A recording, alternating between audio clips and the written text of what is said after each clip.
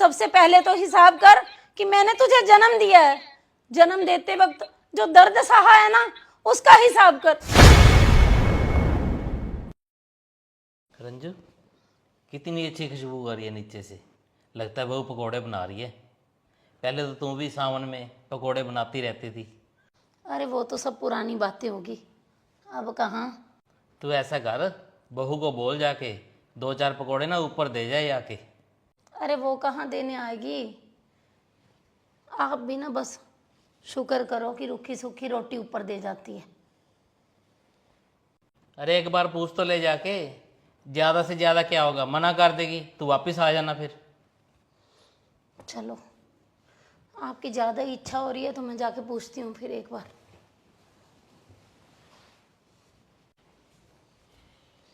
अरे बेटा, कपड़े डालने जा रहा है ऊपर।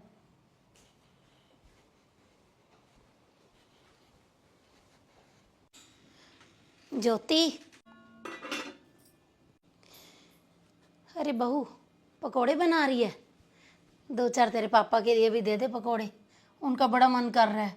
कब से खुशबू आ रही है ऊपर पकोड़ों की। मम्मी, मेरे मायके वाले आने वाले हैं, उनके लिए बनाए हैं मैंने। अच्छा अच्छा, चल 2-4 दे दे बहू, बस तेरे पापा के लिए। मम्मी, रहते तो आप ऊपर हो, सारा ध्यान नीचे ही लगा रहता है। जो भी कुछ बनाओ आपके नाक तक पहुंचती रहती है खुशबू। इतने नहीं पकोड़े बनाए मैंने। चल ठीक है बहू, इतना गुस्सा क्यों कर रही है।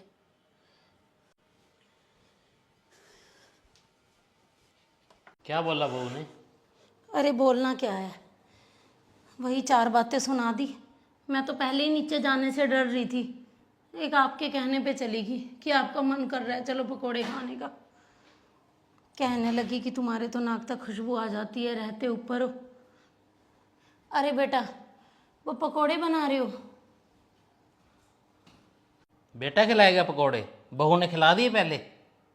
अरे मुझे तो लगा कि बहू नहीं मन की बात समझ रही तो शायद बेटा समझ जाए, पर कहाँ।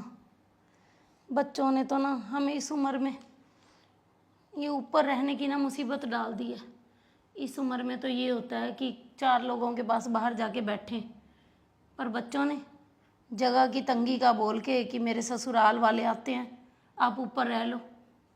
एक तो ना आप भी जिद्दी हो, जरूरी बहू की दी हुई रूखी सूखी रोटी खानी है। इतनी तो हमें पेंशन आती है। ऐसा करते हैं, हम ऊपर रसोई बना लेते हैं और अलग से अपनी रोटी बना लिया करेंगे। नहीं नहीं, बेटे बहू की बदनामी पता कितनी होगी। जो मिलता है ना रूखा सूखा वही खा लेंगे हम तो। आप कभी नहीं समझोगे बस इस दर्द को। कितने अरमानों के साथ बेटे की शादी की थी। मैंने आपको बोला था कि बेटे बहू को ही ऊपर रहने दो, आपने बोल दिया नहीं नहीं। तब भी लोगों का डर कि एक कमरे में बेटे बहू रह लेंगे, एक में हम रह लेंगे। बस देख लिया अंजाम, बैठ गया अब ऊपर चढ़ के। मेरे साथ तो सीढ़ियाँ भी नहीं उतरी चढ़ी जाती, बार बार इतनी मुश्किल चक्कर लगाती हूँ। कुछ तो ना इनका करना ही पड़ेगा। चलो आप बैठो, मैं थोड़ी देर में ना बाजार होके आती हूँ। ठीक है।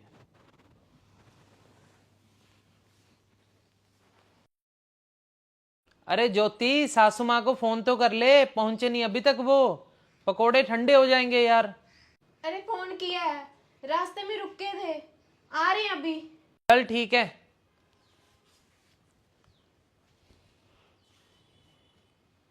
अरे मम्मी,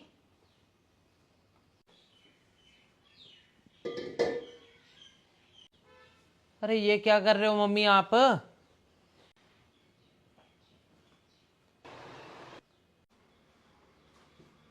अरे रुको मम्मी आप, ये सब क्या है?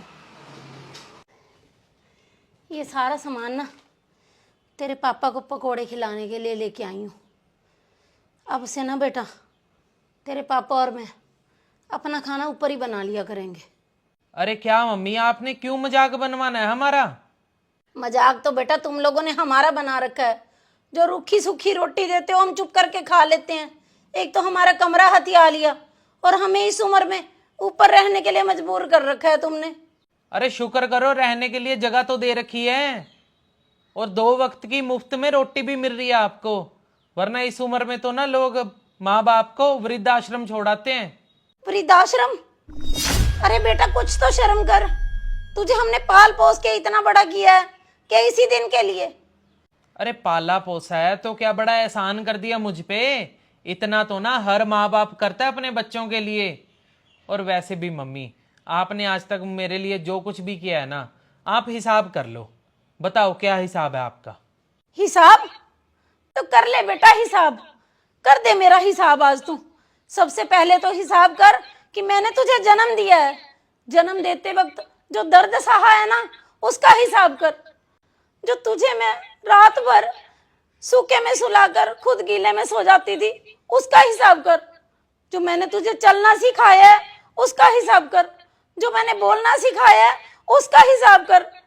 हिसाब कर जो मैंने तुझे तेरी हड्डियों को मालिश कर करके तेरे में इतनी ताकत डाली है कि तू दुनिया से लड़ सके।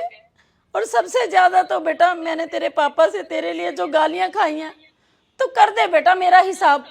यही सब हिसाब करने में ना तेरी दुनिया 10 बार बिक जाएगी। अरे ममता का मोल तो खुद कान्हा जी भी नहीं चुका पाए, तू क्या चुकाएगा? कर हिसाब। अरे क्या मम्मी, आप भी ना ये फालतू की बातें लेके बैठ रहे होगे।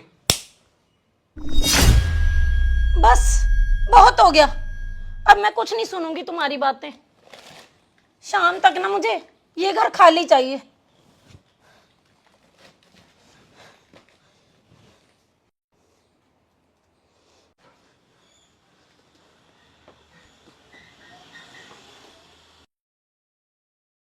ममता बस चिड़ी चौक चुगावे, भूखी रहे बच्चों को खिलाए।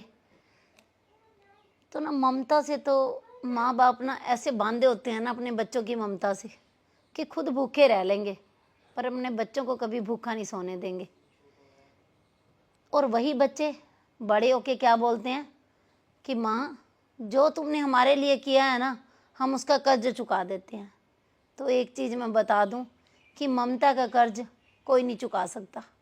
एक माँ बहुत मुश्किलों से अपने बच्चे को पालती है और यही उम्मीद करती है कि जब हमारा बुढ़ापा आएगा, हम में बचपना आ जाएगा, तो बच्चे हमारी वैसे ही जैसे हमने बच्चों की सेवा की है वैसे ही बच्चे हमारी सेवा करेंगे।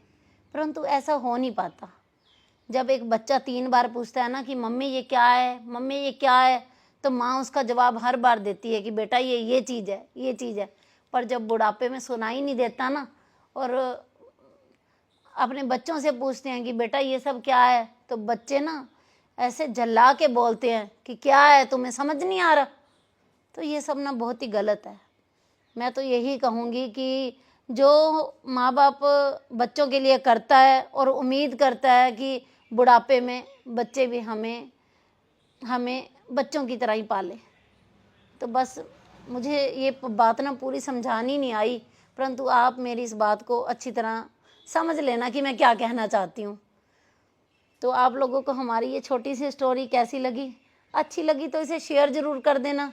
और जो नए लोग हमारी स्टोरी देख रहे हैं वो ऐसी ही और स्टोरी देखने के लिए मनचंदा फैमिली ब्लॉग और अंजलि मनचंदा को फॉलो कर लेना। बाय।